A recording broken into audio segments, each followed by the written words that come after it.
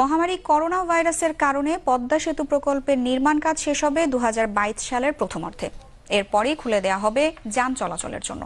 ইতিমধ্যে দৃশ্যমান হয়েছে সেতুর 5400 মিটার। প্রকল্প সংশ্লিষ্টরা জানিয়েছেন, এখন পর্যন্ত মূল সেতুর অগ্রগতি 90% আর প্রকল্পের সার্বিক অগ্রগতি 81.5%। বিশ্লেষকরা বলছেন, সেতুটি চালু হলে দেশের দক্ষিণ পশ্চিম অঞ্চলের মানুষ সুফল পাওয়ার পাশাপাশি জাতীয় অর্থনীতিতে গুরুত্বপূর্ণ অবদান রাখবে। রিপোর্ট সুমন মাহমুদের।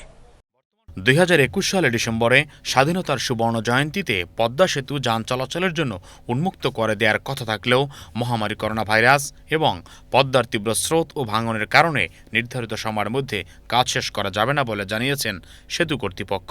সেতুর 41টি স্প্যানের মধ্যে 36টি স্প্যান বসানো হয়েছে, বাকি 5টি আগামী 10 ডিসেম্বরের মধ্যে বসানো হবে।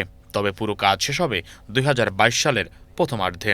মেয়াদ আমরা এখনো নির্ধারণ করতে পারি না, তবে আপাতত মনে হচ্ছে যে আমাদের 2022-এর প্রথমার্ধের মধ্যে ইনশাআল্লাহ আমরা শেষ করতে পারবো।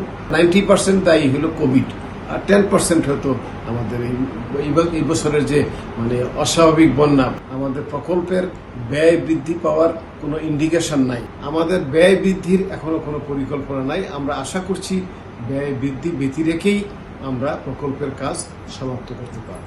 বিশ্লেষকরা মনে করেন, চ্যালেঞ্জিং এ প্রকল্পটি নির্ধারিত সময়ের মধ্যে কাজ শেষ করতে না পারলে সময় যেমন বাড়বে তেমনি বাড়বে অর্থ ব্যয়ও। যত দেরি হবে তত উপকার এই সময়ে পাওয়া যাবে না।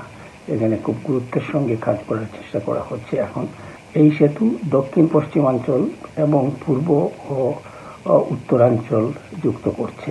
কাজে এই সংযুক্তিটা দক্ষিণ পশ্চিমাঞ্চলকে উৎসাহিত করবে এবং তাদের জন্য সুযোগ সৃষ্টি হবে। প্রত্যাশা ছিল, এবং যেহেতু ফাস্ট ট্র্যাক প্রজেক্ট ছিল, নিবিড় নজরদারি ছিল এবং প্রোগ্রেসটাও কিন্তু প্রত্যাশার কাছাকাছি চলে যাচ্ছিল, যদিও রেলটা প্রত্যাশিতভাবে আগায়নি বিভিন্ন কারণে। কিন্তু এখন সেই প্রত্যাশাটা একটা হোঁচট অবশ্যই খাবে কোভিড বাস্তবতায়, এবং সেটার জন্য অবশ্যই এখানে অর্থনীতি এবং জনগণের যে উপযোগিতা, যে নির্দিষ্ট সময় হওয়ার কথা ছিল, সেটা আমরা পাবো না। বর্তমান সরকারের নেওয়া সর্ববৃহৎ প্রকল্প পদ্মা সেতু, যেটি বাস্তবায়িত হচ্ছে সরকারের নিজস্ব অর্থায়নে। স্বপ্নের সেতুর মাধ্যমে পায়রা সমুদ্র বন্দর, মংলা সমুদ্র বন্দর এবং বেনাপোল স্থলবন্দরের সঙ্গে রাজধানীর সরাসরি যোগাযোগ স্থাপিত হবে। পাশাপাশি দেশের দক্ষিণ পশ্চিম অঞ্চলের মানুষের আর্থ-সামাজিক উন্নয়নে গুরুত্বপূর্ণ অবদান রাখবে। সুমন মাহমুদ, বাংলাদেশ টেলিভিশন, ঢাকা।